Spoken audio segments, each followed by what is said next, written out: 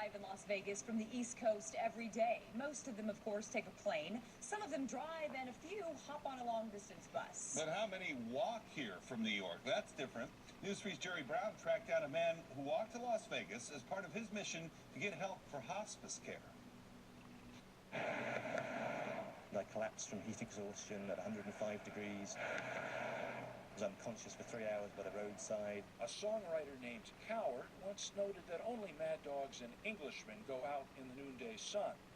This Brit has braved the elements for literally thousands of miles.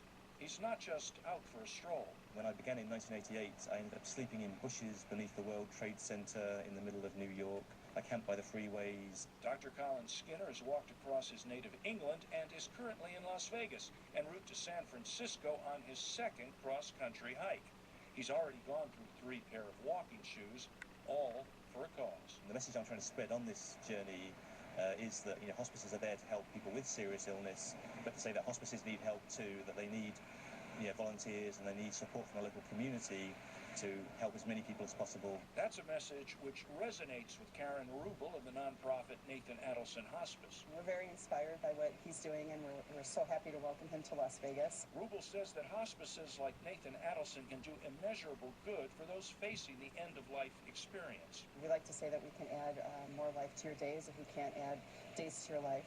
Here in the garden of this beautiful hospice, many dying patients have doubtlessly reflected back on the highs and lows of their respective lives. As a culture, we continue to be in denial about death, and that's something that hospice advocates say they're trying to change. And what we try to do in the community is to educate people.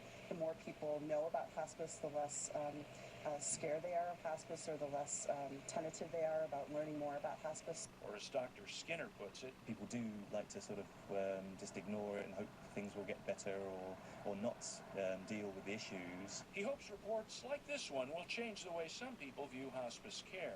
Hospices are all about making the most of life and doing what they can do to support people, because often people will be worn out by taking care of their relatives, but with hospice can step in and help. Dr. Skinner's next stop, the coast of California. He'll be walking through Death Valley to get there. Jerry Brown, News 3.